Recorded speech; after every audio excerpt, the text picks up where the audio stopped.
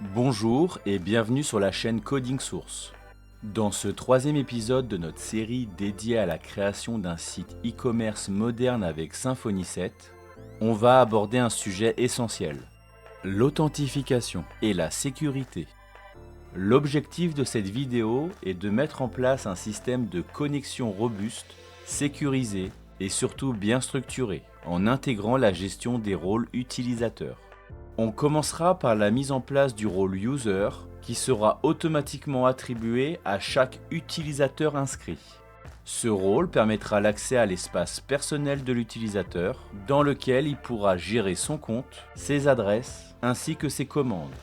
Ensuite, nous verrons comment ajouter un rôle admin destiné aux administrateurs du site. Ce rôle donnera accès à la partie back-office du projet avec toutes les fonctionnalités de gestion avancée. Grâce à cette structure, nous allons poser les bases d'un système de permissions clair, évolutif et sécurisé, indispensable pour toute application e-commerce professionnelle. Que vous soyez en train de créer votre propre e-commerce ou que vous souhaitiez tout simplement approfondir vos compétences en Symfony, cette vidéo vous apportera des fondations solides pour aller plus loin. Allez, c'est parti, on va développer tout ça ensemble. Quand un utilisateur s'inscrit sur le site, toutes les informations qu'il renseigne, comme son email, son mot de passe, son nom, etc., ne vont pas juste rester dans le formulaire. Elles vont être enregistrées dans notre base de données que nous avons justement mis en place à la fin de la première vidéo. Concrètement, ces données sont stockées dans une table dédiée qui correspond à une entité Symfony, généralement appelée User. Cette entité représente la structure de nos utilisateurs côté code et elle est automatiquement reliée à une table du même nom dans notre base de données. C'est grâce à Doctrine, l'ORM utilisé par Symfony, que cette liaison entre notre code et la base de données est possible. Il se charge de traduire nos objets PHP en enregistrement SQL et inversement, de manière totalement transparente. À chaque inscription, Symfony crée une nouvelle ligne dans cette table, avec toutes les informations de l'utilisateur. Et c'est ce qui nous permettra ensuite de le reconnaître, de le connecter et de lui attribuer des rôles ou des accès spécifiques sur le site. Maintenant qu'on a compris où vont les données des utilisateurs, on va passer à la pratique et créer notre entité User. Alors normalement, pour créer une entité dans Symfony, on utiliserait la commande classique Symfony console make2.entity. Mais ici, on parle d'une entité liée à la sécurité et à l'authentification. Symfony nous propose une commande plus spécifique et plus adaptée qui va non seulement créer l'entité user, mais elle va aussi préparer tout ce qu'il faut pour que cette entité puisse être utilisée dans le système de sécurité de Symfony. Elle va par exemple inclure automatiquement les champs email, password et rôle, ainsi que les méthodes nécessaires à l'interface User Interface. Bref, c'est la manière la plus simple et la plus propre de générer un utilisateur compatible avec le système de connexion de Symfony. La ligne de commande que l'on va utiliser est Symfony console make2.user. Une fois cette commande lancée, Symfony va automatiquement nous poser une série de questions pour personnaliser la création de notre entité user. Petite précision, lorsqu'une question s'affiche avec une valeur entre crochets en jaune, cela indique la valeur par défaut. Si l'on appuie simplement sur Entrée sans rien saisir, Symfony utilisera cette valeur. Voici les questions qui sont posées. Quel est le nom de la classe utilisateur? On valide la valeur par défaut User. Souhaitez-vous enregistrer les données des utilisateurs en base de données via Doctrine? On répond oui pour que Symfony crée une entité Doctrine. Quelle propriété doit être utilisée pour identifier l'utilisateur? Là encore, on valide la valeur par défaut Email. Souhaitez-vous que le mot de passe soit haché? La réponse est oui, afin de garantir la sécurité des mots de passe enregistrés. Une fois toutes ces réponses validées, Symfony va automatiquement générer la classe User avec toutes les propriétés nécessaires à l'authentification, ainsi que le User Repository. Et il mettra également à jour le fichier sécurité.yaml pour y intégrer un provider d'utilisateur. Cela signifie qu'à chaque tentative de connexion, Symfony saura où et comment aller chercher les données utilisateurs. À la fin du processus, Symfony nous indique aussi que si l'on souhaite ajouter d'autres propriétés à notre entité, il faudra utiliser la commande Symfony console make2.entity. C'est exactement ce que nous allons faire. On va maintenant ajouter deux nouvelles propriétés à notre entité user, first name et last name.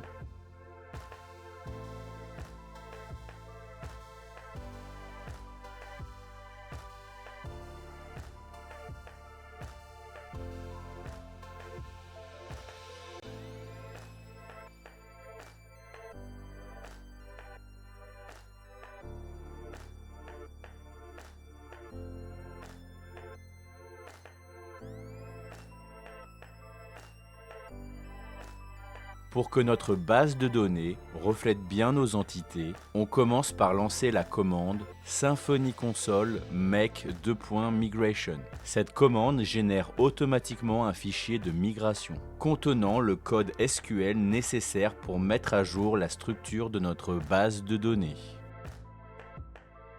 Ensuite, pour appliquer concrètement ces changements, on utilise la commande Symfony console doctrine.migration.migrate. C'est elle qui exécute le fichier de migration et effectue les mises à jour dans la base de données.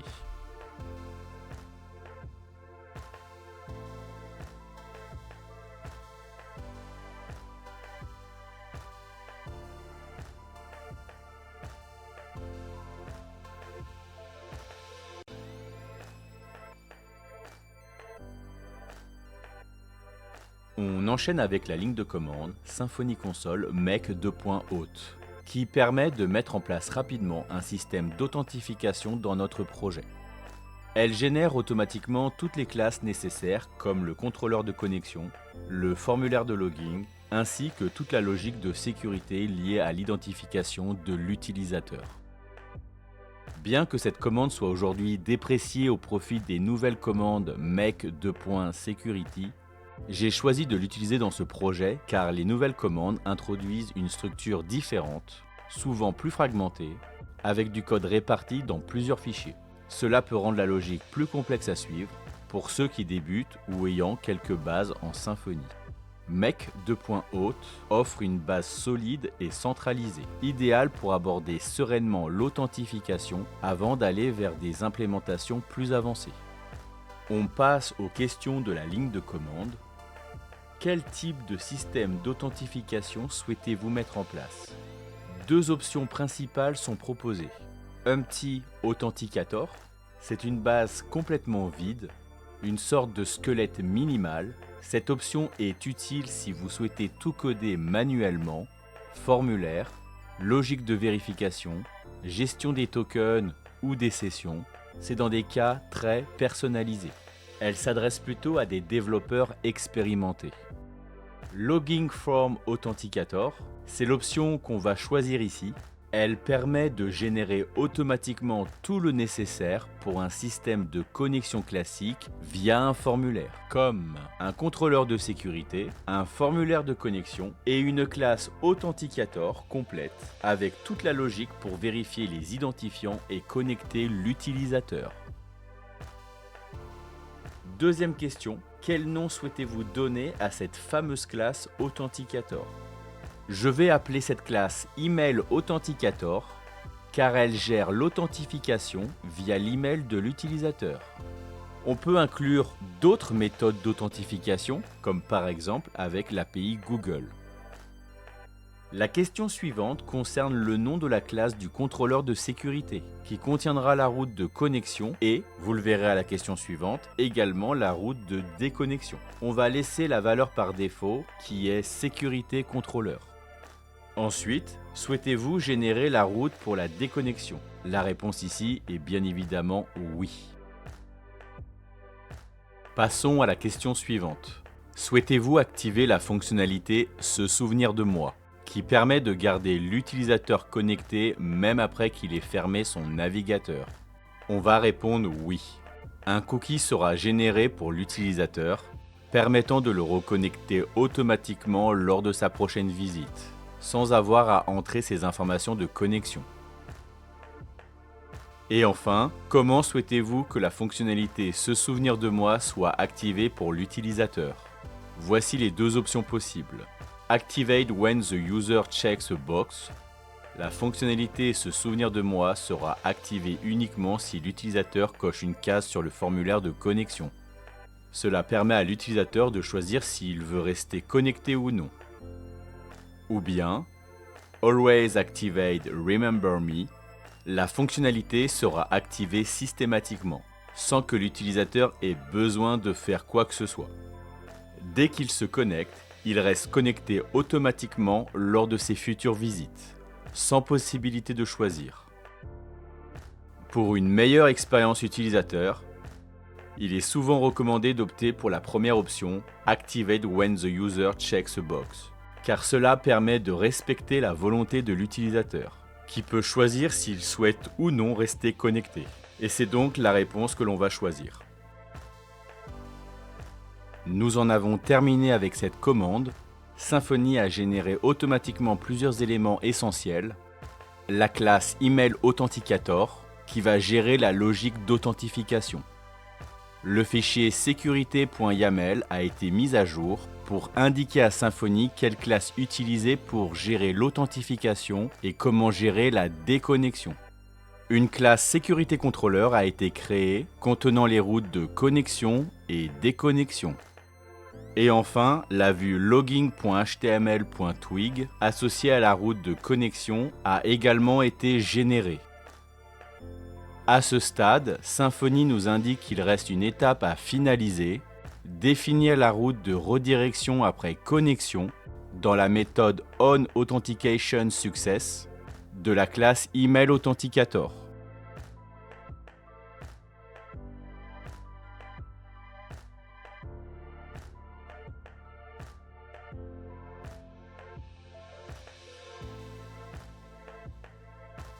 Je décommente maintenant la ligne de redirection et j'y indique le nom de la route principale entre côtes.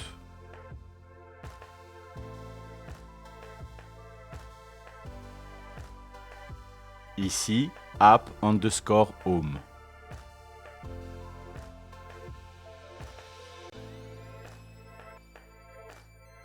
Ensuite, dans le fichier sécurité.yaml,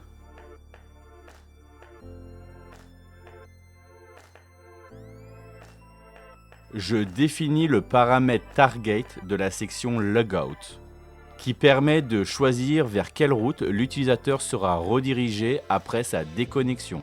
On va mettre app_logging, qui correspond à la route de connexion.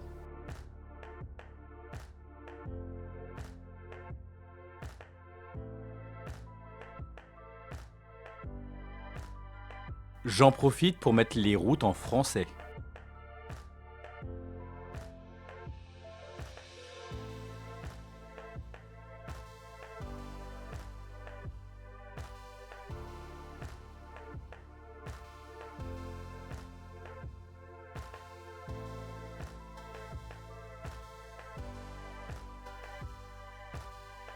Avec les deux commandes précédentes, make2.user et make2.auth, on a mis en place tout ce qu'il fallait pour stocker des utilisateurs, leur permettre de se connecter et de se déconnecter.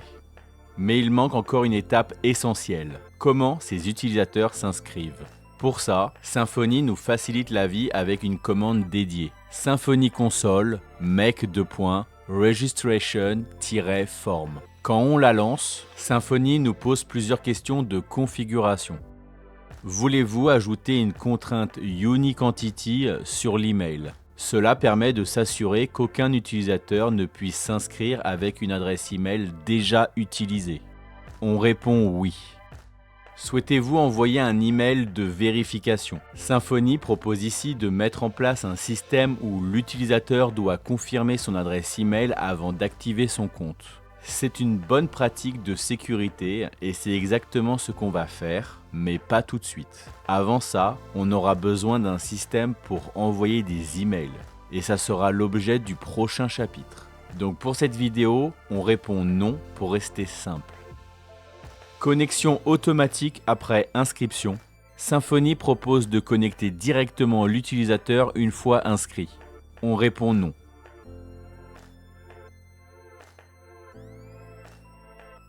Et enfin, où doit-on rediriger l'utilisateur après inscription? On peut rediriger sur la route connexion, donc le nom de la route est app_logging. Et enfin, souhaitez-vous générer des tests PHP Unit? Symfony vous propose ici de créer automatiquement un test fonctionnel pour vérifier que le processus d'inscription fonctionne correctement. Si vous voulez sécuriser votre logique, vous pouvez répondre oui. Dans notre cas, on va répondre non, mais rien n'empêche de les ajouter plus tard si besoin.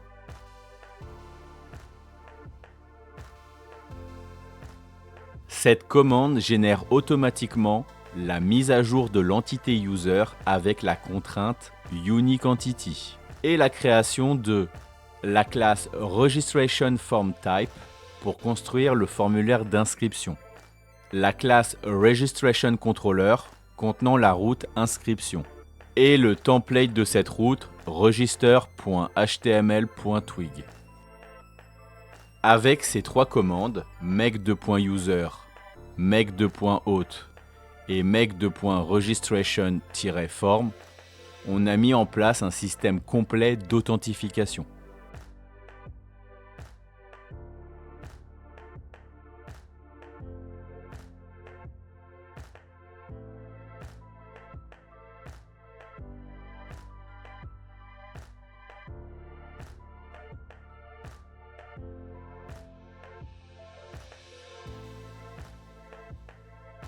Je vais maintenant personnaliser le message d'erreur de la contrainte Unique Entity pour qu'il s'affiche en français lorsque l'utilisateur essaye de s'inscrire avec une adresse email déjà utilisée.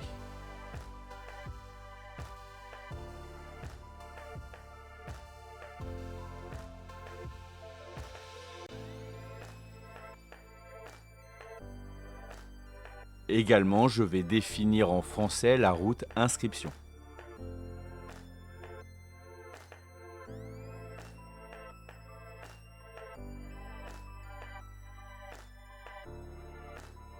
Maintenant, je vais conditionner l'affichage du menu déroulant de la navbar en fonction de la connexion de l'utilisateur. Petit rappel, dans Twig, on a accès à la variable globale app.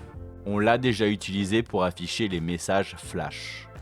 Mais elle contient aussi user, qui représente un objet de la classe user si l'utilisateur est connecté, ou bien nul s'il ne l'est pas.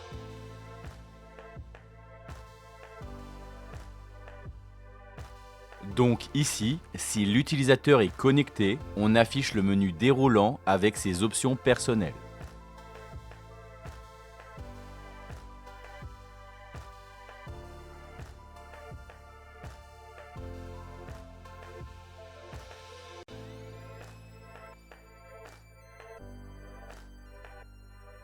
Sinon, on lui propose simplement les liens vers l'inscription et la connexion.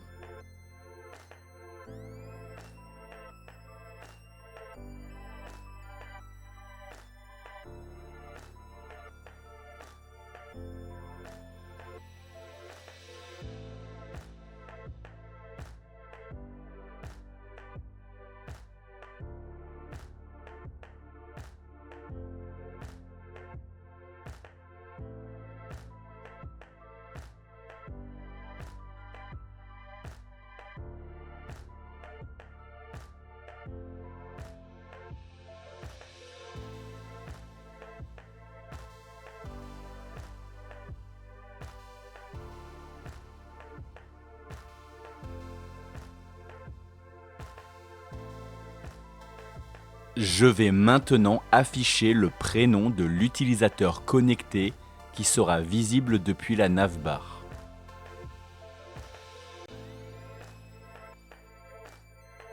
Ma route déconnexion existe, je peux compléter mon menu déroulant.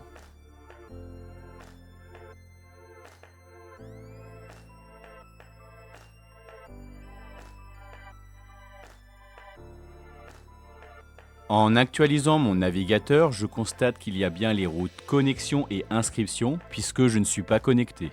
Mes deux routes sont fonctionnelles, par contre, elles n'ont pas la structure établie sur ce projet, ni le style. Je remarque également l'absence du nom et du prénom dans le formulaire d'inscription.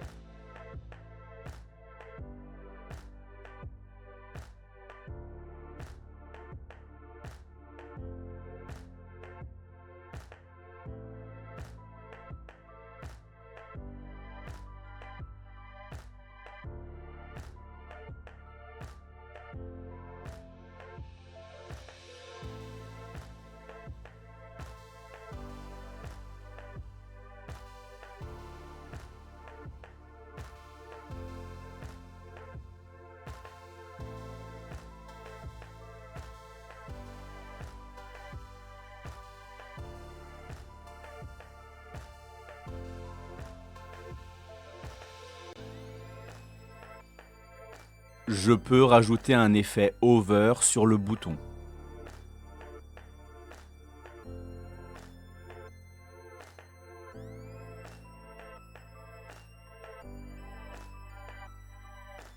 Lorsqu'on va survoler le bouton avec la classe btn-dark, on va modifier son background et y mettre la variable color gold.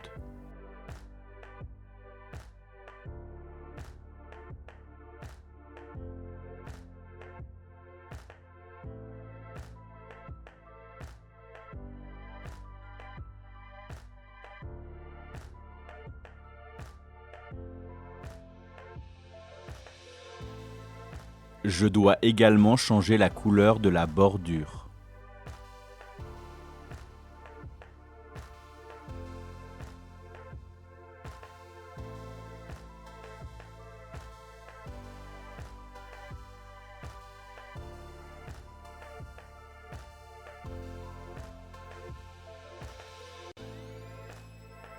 C'est parfait.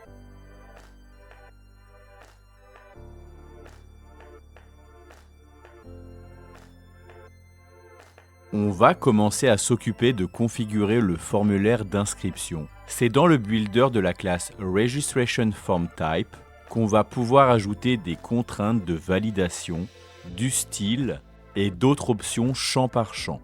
En revanche, si vous voulez apporter des éléments à la balise form elle-même, comme ajouter une classe CSS par exemple, ça ne se fait pas dans le builder, mais directement dans Twig via la fonction form_start.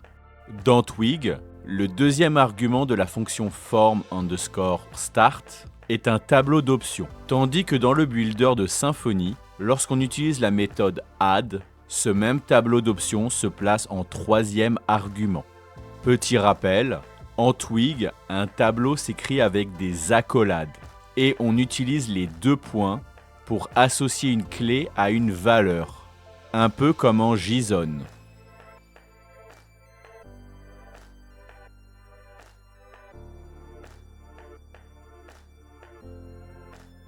Pour illustrer ce que je viens de vous expliquer, je vais mettre un background doré.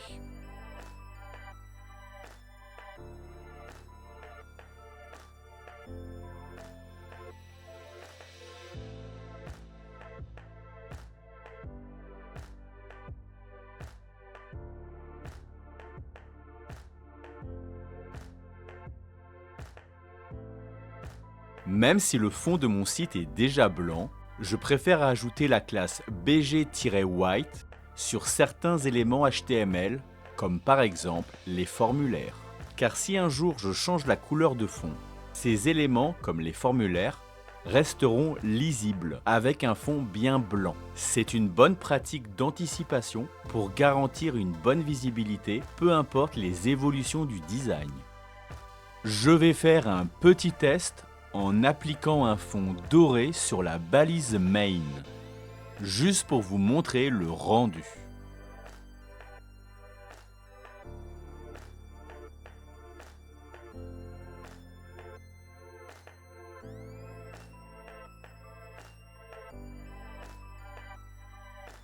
Sur les écrans médium et plus, le formulaire fera 6 colonnes sur 12, soit 50%, et il sera centré avec du padding et des bords arrondis.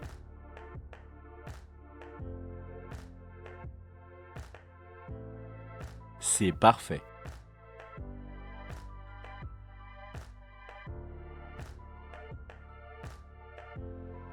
Je peux maintenant enlever le background doré du main. On pourrait maintenant épaissir la bordure du formulaire à 2 pixels par exemple, et pour rester dans le thème du design, la mettre en doré.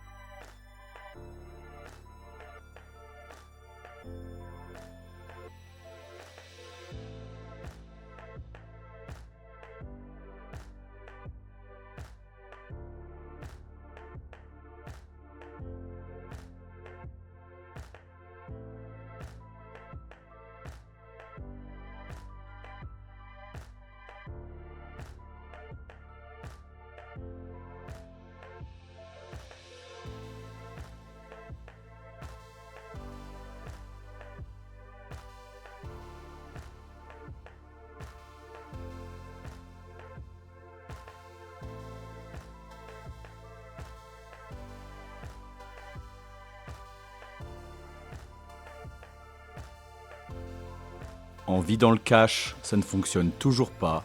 Je vais rajouter une priorité avec point d'exclamation important.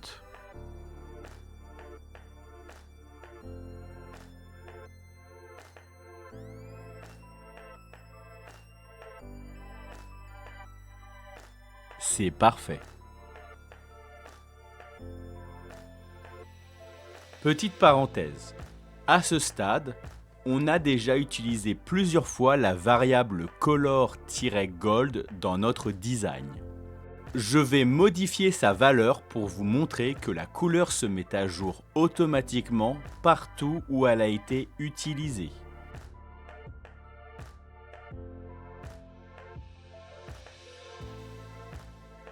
C'est tout l'intérêt des variables CSS, un seul changement et l'effet est répercuté globalement dans tout le projet.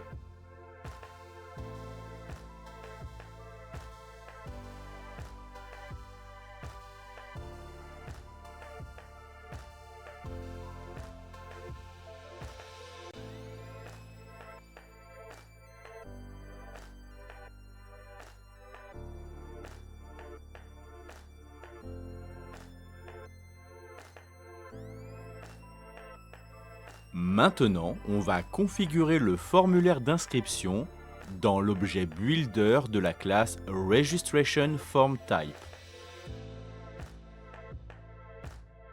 Je commence par le champ Email en lui donnant le type Email Type.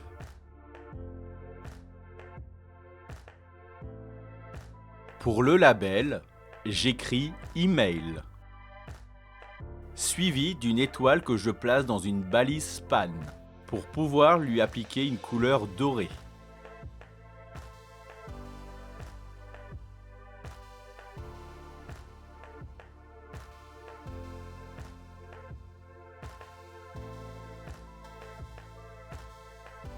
Mais par défaut, cette balise HTML n'est pas interprétée par Symfony.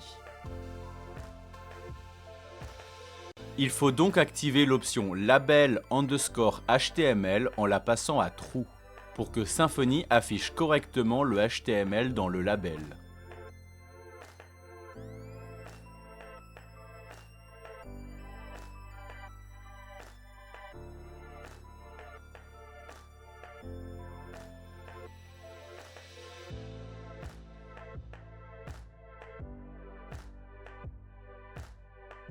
Ensuite, je définis la valeur de l'option Require à False, afin qu'elle ne bloque pas l'affichage de mes propres messages personnalisés qu'on va mettre en place dans un instant.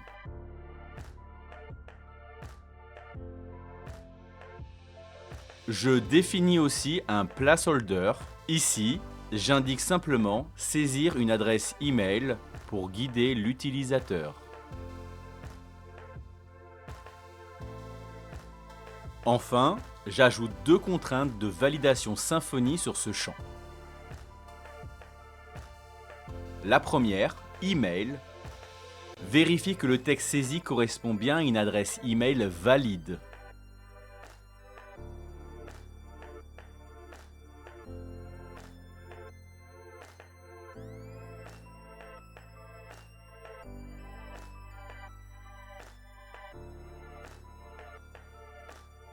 La seconde, not blank, s'assure que le champ n'est pas vide.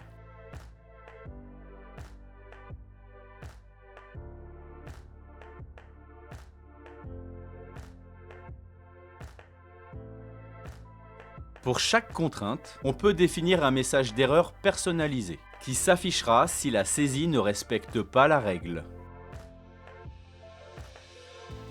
Il existe une troisième contrainte. Rappelez-vous, dans la classe User, on a également appliqué une contrainte UniqueEntity sur ce champ, qui permettra de garantir que chaque utilisateur aura une adresse email unique dans la base de données.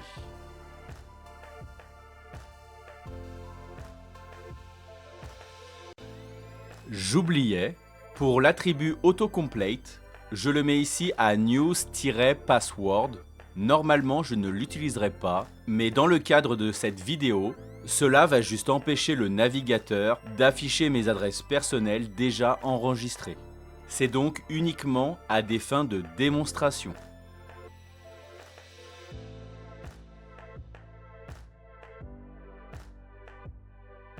On va personnaliser un peu le design de nos champs. Première chose, le focus. L'effet visuel qui apparaît quand l'utilisateur clique dans un champ. Par défaut, Bootstrap applique une bordure bleue, mais on va la modifier en une légère bordure dorée.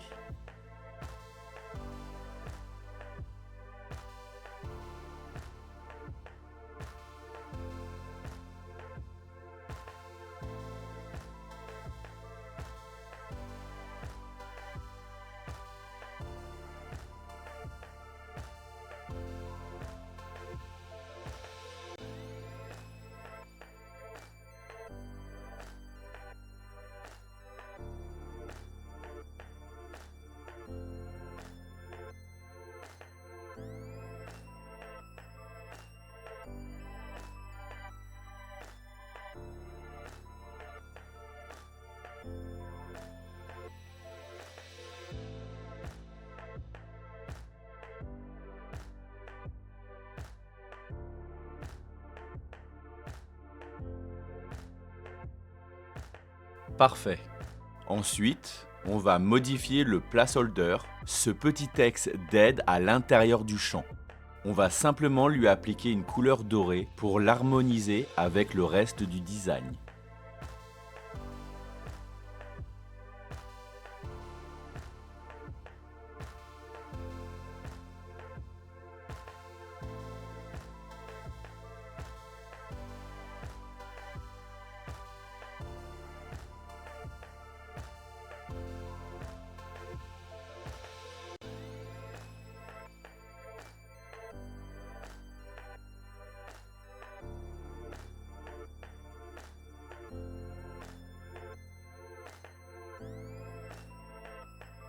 On continue la configuration du formulaire avec les autres champs.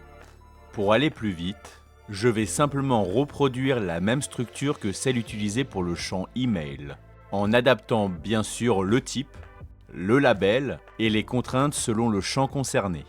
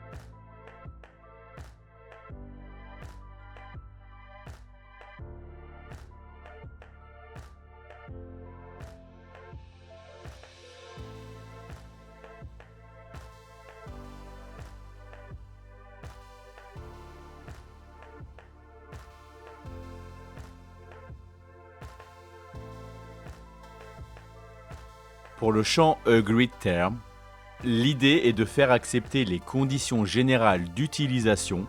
Évidemment, l'utilisateur doit pouvoir les consulter avant de valider. Je ne vais pas le faire dans cette vidéo, mais pensez à ajouter un lien cliquable ou une modale pour afficher les conditions générales d'utilisation de manière claire et accessible.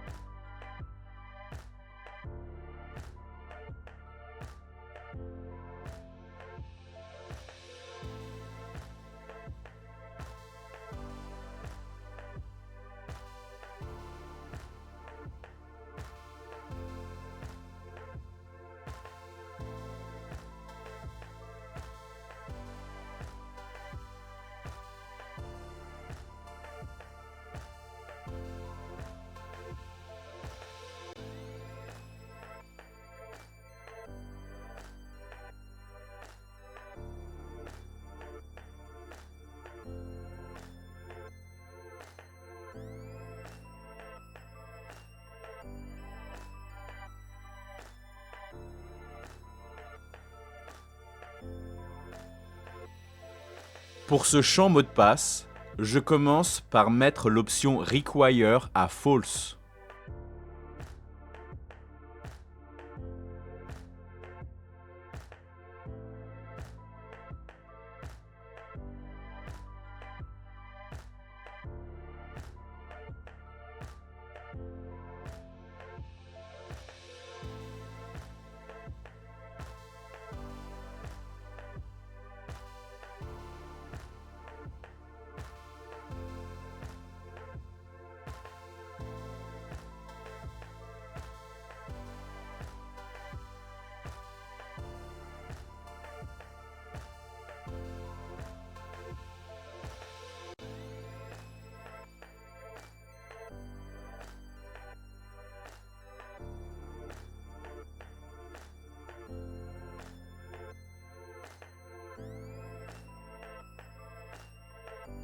Ensuite, j'ajoute une contrainte regex avec une expression régulière que j'ai récupérée sur un site spécialisé.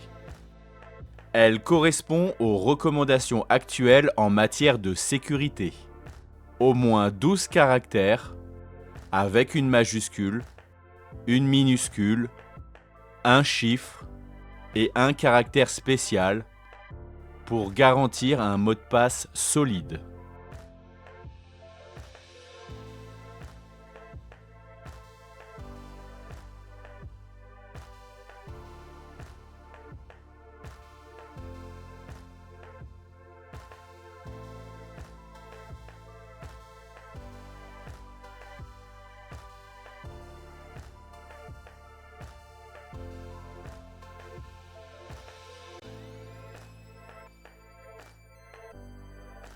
Dans la route inscription, j'ajoute maintenant la méthode addFlash.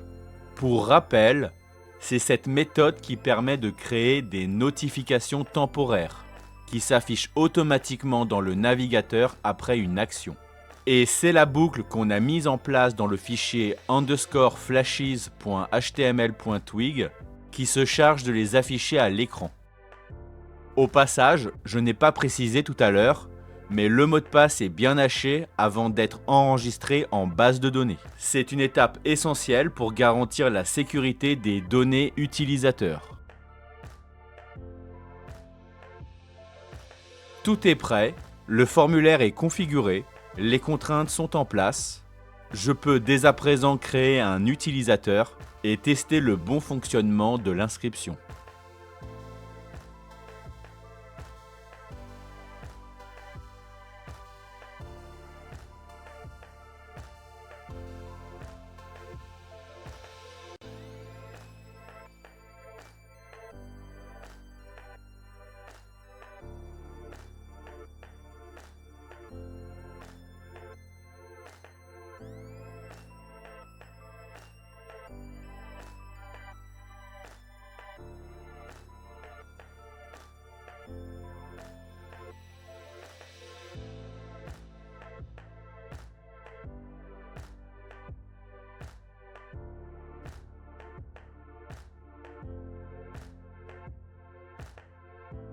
Voilà, on a bien été redirigé sur la route connexion.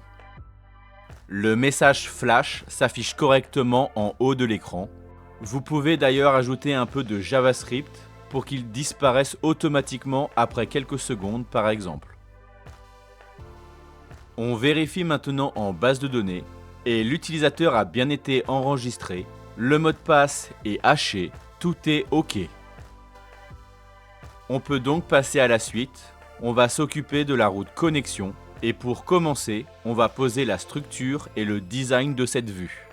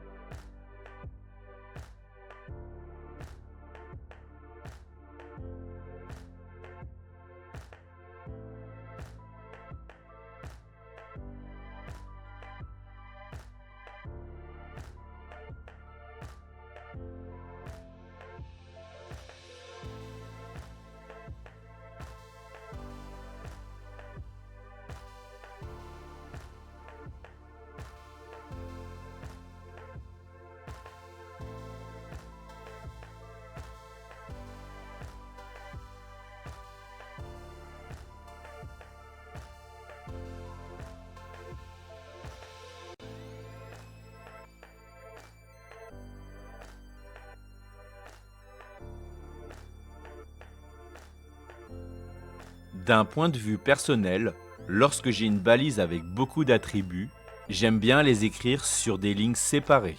Ça rend le code plus lisible et plus facile à maintenir à long terme.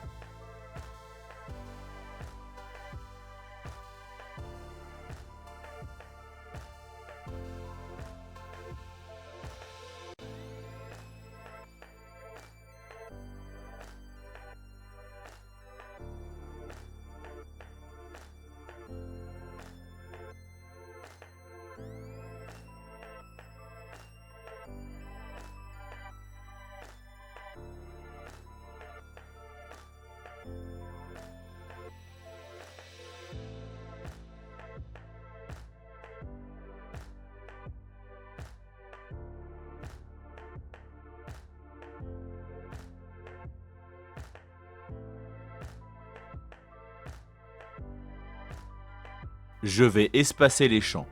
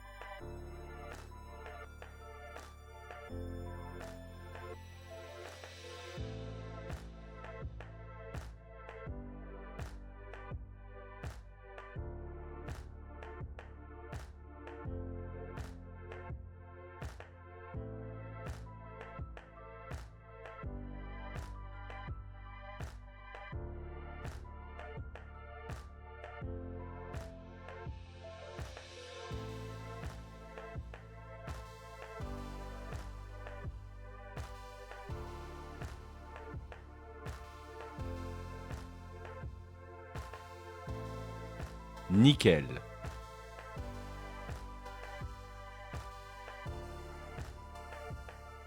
Maintenant, on va s'occuper des erreurs lors de la connexion. Que ce soit un email qui n'existe pas en base de données ou un mot de passe incorrect, par défaut, on obtient le message d'erreur « Invalide credential ».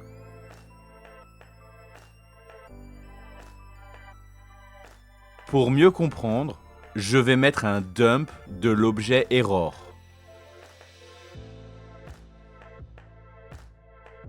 Si je mets une adresse email qui n'existe pas, j'obtiens l'erreur bad credential à la ligne 254. Et si je mets une adresse email qui existe avec un mot de passe incorrect, l'erreur est The presented password is invalid à la ligne 67.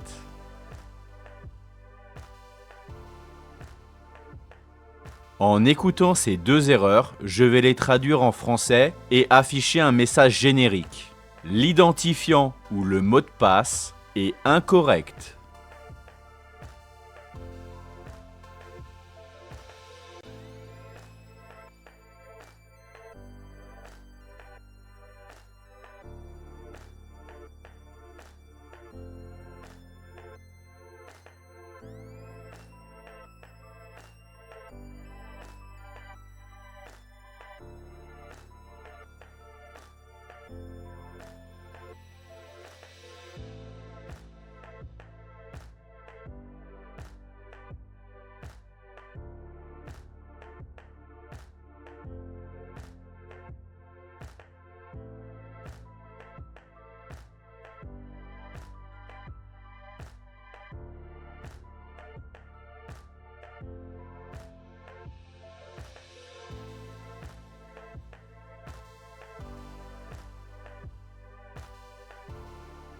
Attention, il est très important de ne pas afficher ces erreurs séparément. En effet, si on affiche un message distinct pour l'email et un autre pour le mot de passe, un utilisateur malveillant pourrait déduire si l'email existe en base de données, simplement en voyant si l'erreur est liée à l'email ou au mot de passe. Pour éviter cela, on préfère afficher un message générique. Ainsi, on préserve la sécurité en ne divulguant pas d'informations sensibles.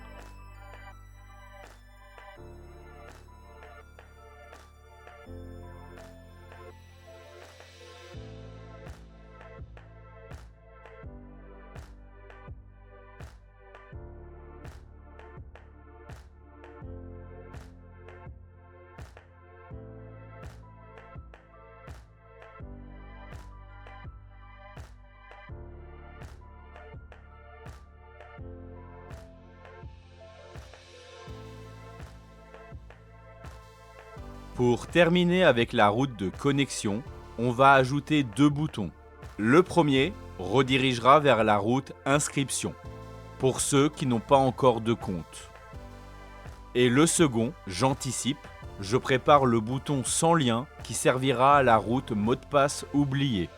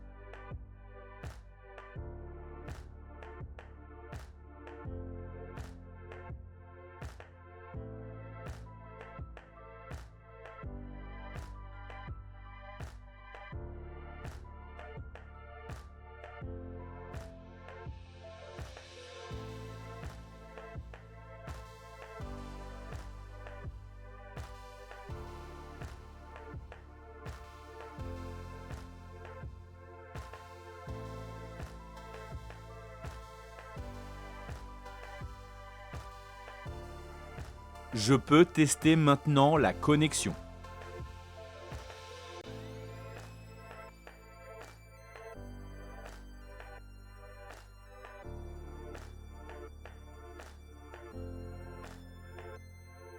Très bien.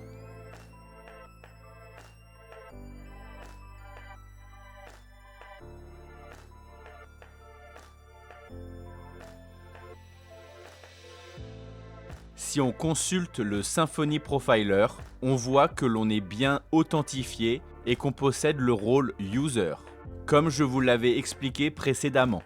En effet, tout utilisateur connecté se voit attribuer ce rôle. Sur la navbar, on observe la drop-down avec le prénom de l'utilisateur affiché, ce qui confirme que tout fonctionne bien. Cependant, j'ai un petit souci de positionnement CSS pour cette drop-down. Mais pas de panique, je reviendrai dessus dans une autre vidéo pour vous montrer la solution. Maintenant, on va aborder la sécurité des routes et l'accessibilité en fonction des rôles. Pour cela, je vais créer deux nouvelles classes de contrôleurs. La première, Profil contrôleur, qui contiendra toutes les routes liées à l'espace personnel d'un utilisateur, comme la gestion de son compte, la modification de ses données, etc. La deuxième, Admin contrôleur, qui contiendra la route principale du back-office pour les utilisateurs ayant le rôle admin. Pour sécuriser l'accès à certaines routes en fonction des rôles utilisateurs, Symfony propose deux façons de faire. Première méthode, utiliser la clé access_control dans le fichier sécurité.yaml. Le principe est simple. On associe une partie d'une URL à un ou plusieurs rôles. Cela permet de sécuriser l'accès à certaines sections du site en fonction des droits des utilisateurs. Dans notre projet, c'est exactement ce que l'on va mettre en place. Toutes les routes du back-office commenceront par /admin et seront accessibles uniquement aux utilisateurs ayant le rôle admin. Toutes les routes de l'espace personnel commenceront par /mon-compte et seront réservées aux utilisateurs ayant le rôle user, c'est-à-dire à toute personne connectée. Grâce à cette approche, on peut sécuriser de larges parties du site d'un seul coup, sans avoir besoin de protéger chaque route individuellement. Et pour rendre le tout encore plus propre, on peut définir un préfixe directement sur une classe contrôleur. Concrètement, cela signifie que toutes les routes à l'intérieur d'un même contrôleur commenceront automatiquement par ce préfixe, sans avoir à le répéter pour chaque méthode. C'est très pratique pour organiser, structurer et sécuriser facilement un groupe de routes dans notre projet. Deuxième méthode, utiliser un attribut isGranted directement au-dessus des méthodes du contrôleur, comme on le fait pour les attributs route. Avec cette méthode, on protège chaque route individuellement, exactement à l'endroit où elle est définie. Cela permet d'avoir un contrôle très précis et en plus, la sécurité est directement visible dans le code du contrôleur.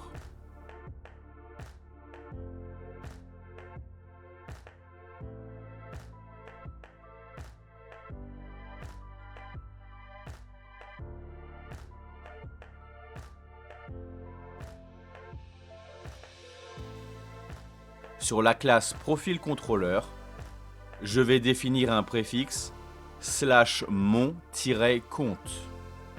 Toutes les routes présentes à l'intérieur de ce contrôleur commenceront automatiquement par ce terme.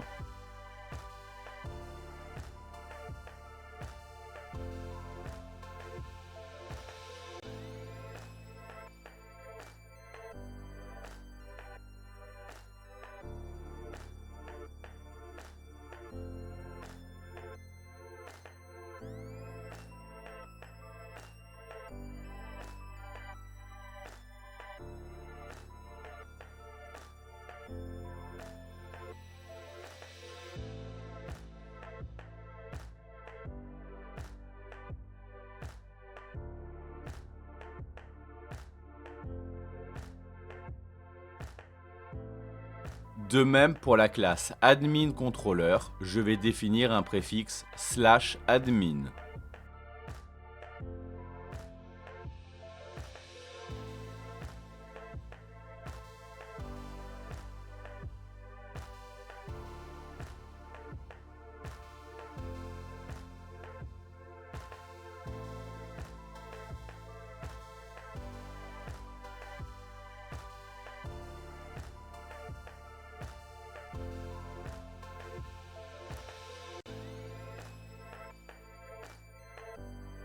Je mets en place la structure de base pour les vues.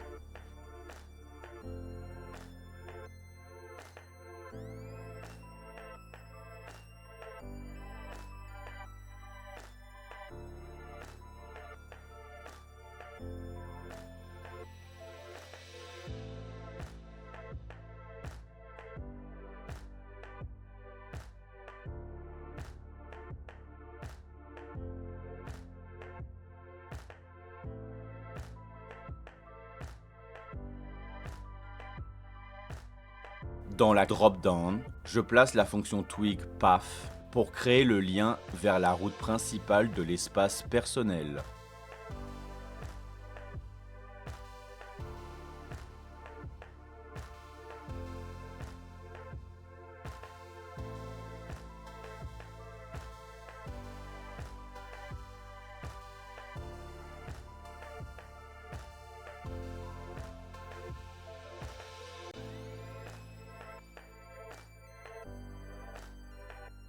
Ensuite, de la même manière, je vais ajouter un lien vers la route principale du back-office.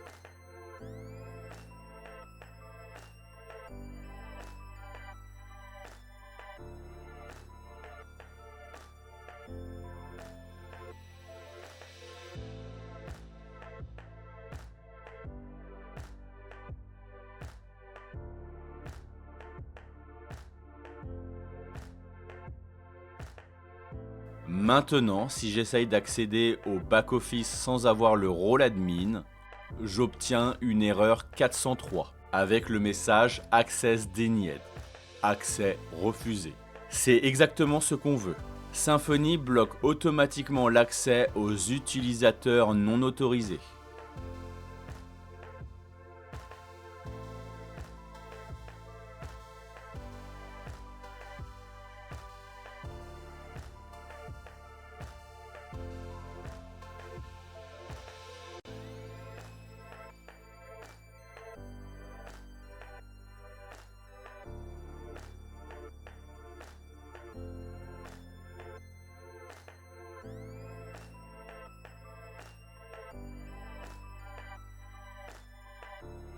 Le lien du back-office doit être visible uniquement par les administrateurs. Pour ça, on utilise la fonction twig isGranted qui permet de vérifier si l'utilisateur connecté possède un rôle précis. Il suffit alors de passer le rôle attendu en argument pour conditionner l'affichage du lien.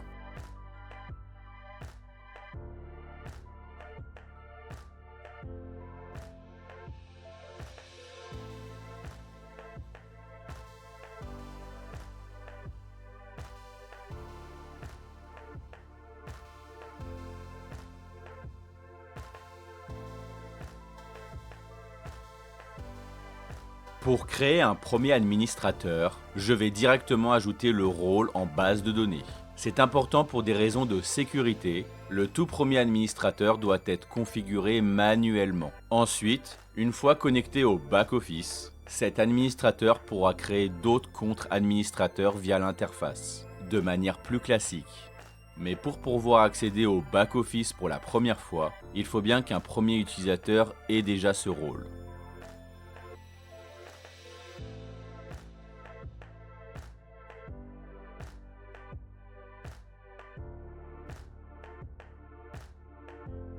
Avec ce compte administrateur, j'accède bien au back-office. Maintenant, je vais mettre en place une redirection dynamique après la connexion. C'est-à-dire que l'utilisateur sera automatiquement redirigé vers une route différente selon son rôle. Pour le faire, il faut se rendre sur la méthode onAuthenticationSuccess de la classe EmailAuthenticator. Je commence par récupérer l'objet user qui représente l'utilisateur qui vient de se connecter grâce à l'objet token.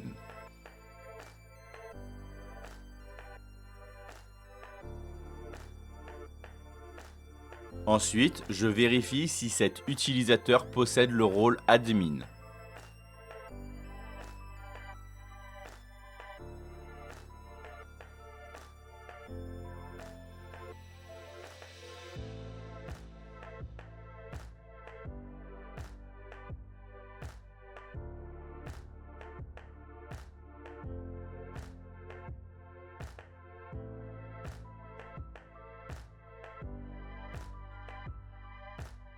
Si oui, je le redirige vers la route principale du back-office. Sinon, il sera simplement redirigé vers la route principale du site.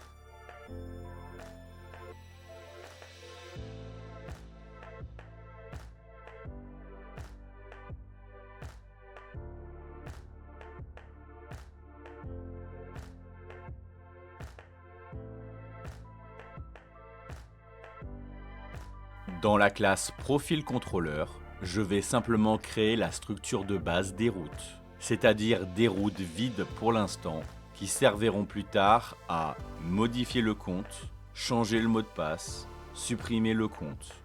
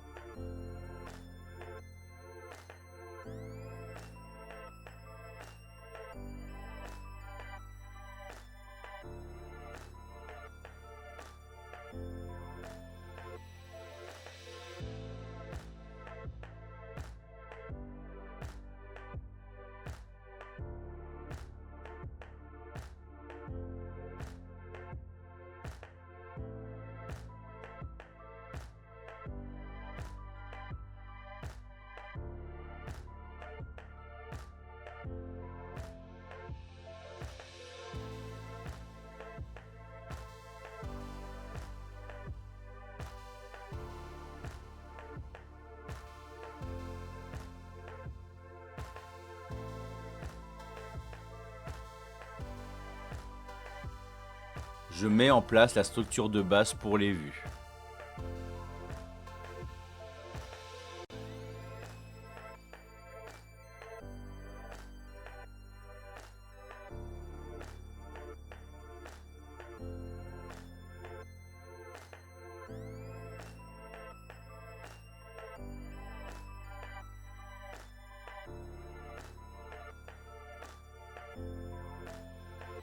Maintenant, je vais m'occuper de la route principale de l'espace personnel. Le but ici est d'afficher les informations de l'utilisateur connecté, son email, son nom et son prénom. Je vais aussi ajouter les boutons pour permettre de modifier le compte, changer le mot de passe et supprimer le compte. Pour commencer, je vais utiliser les composants de liste de Bootstrap pour mettre en forme l'affichage des données.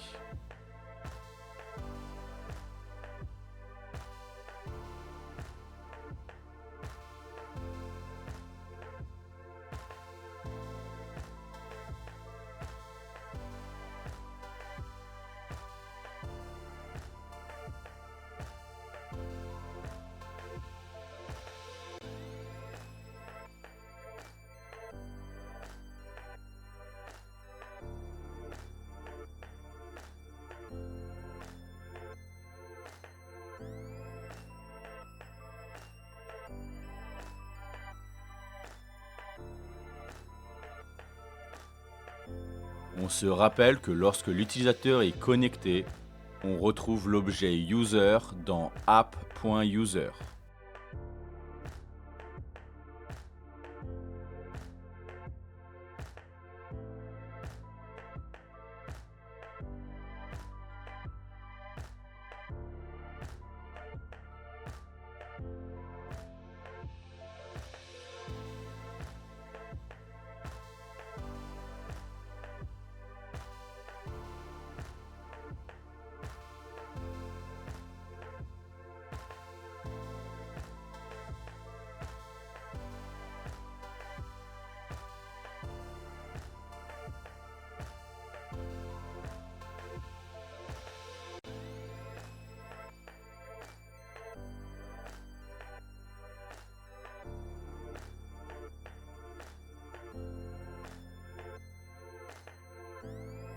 Finalement, je vais opter pour un autre type de liste Bootstrap.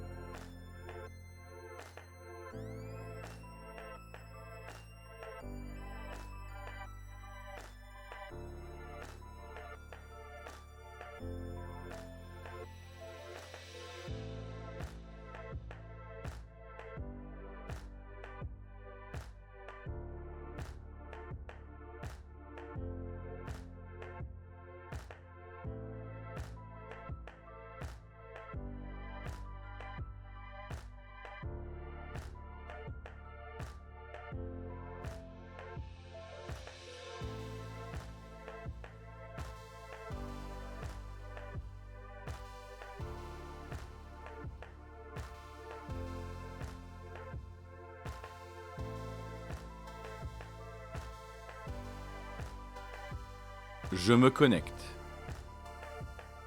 Petite précision, si vous n'êtes pas connecté et que vous tentez d'accéder à une route protégée, aucun message d'erreur ne s'affichera. Symfony vous redirigera simplement vers la page de connexion en partant du principe que vous avez peut-être juste oublié de vous connecter. Ensuite, Si vous possédez le rôle requis, vous serez autorisé à accéder à la route.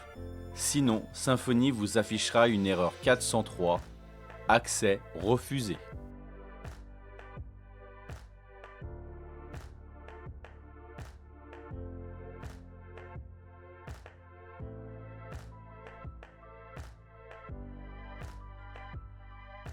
Oups, erreur de mot de passe, on voit bien que le message d'erreur s'affiche correctement. J'en profite pour vous préciser qu'ici, vous pourriez ajouter un petit script JavaScript pour permettre d'afficher ou masquer le mot de passe afin d'améliorer l'expérience utilisateur.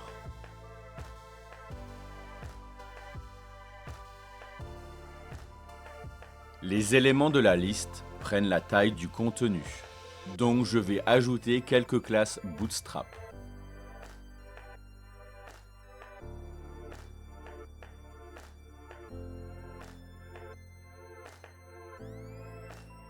Je le mets à 25% et 75%.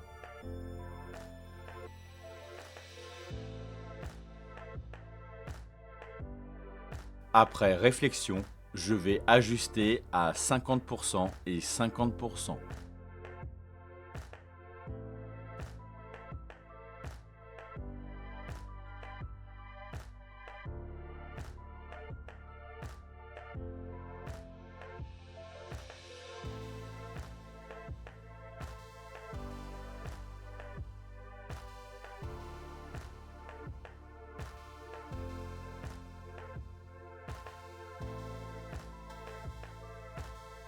Il y a un petit problème.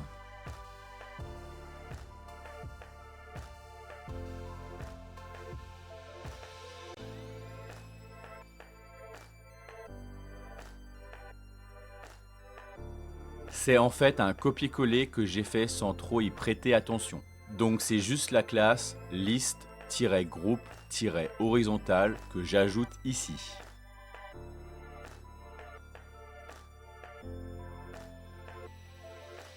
Parfait, maintenant je vais ajouter les boutons.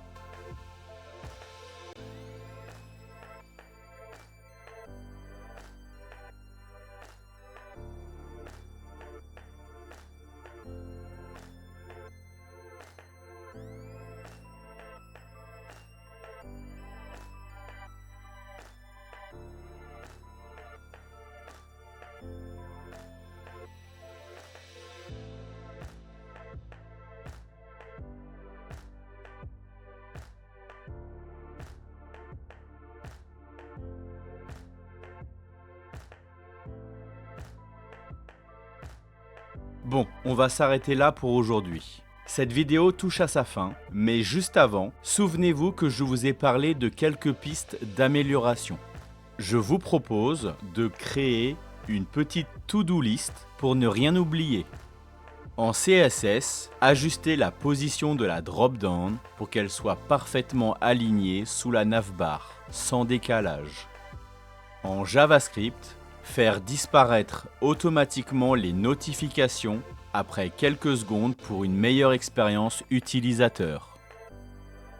Dans le formulaire d'inscription, intégrer une modale permettant d'afficher les conditions générales d'utilisation avant validation. Dans le footer, remplacez la route recrutement par la route des conditions générales d'utilisation pour que l'utilisateur puisse y accéder quand il le souhaite. En JavaScript, ajoutez une fonctionnalité pour afficher ou masquer le mot de passe. Au fil des prochaines vidéos, je vous donnerai probablement d'autres idées d'amélioration que vous pourrez ajouter à cette liste. N'hésitez pas à les faire en travaux pratiques et je prendrai peut-être un moment plus tard pour faire une vidéo spéciale dédiée à cette to-do list. En tout cas, j'espère que tout a été clair pour vous concernant l'authentification et la sécurité et que vous êtes prêts à passer à la suite. Bon développement à tous et à très vite.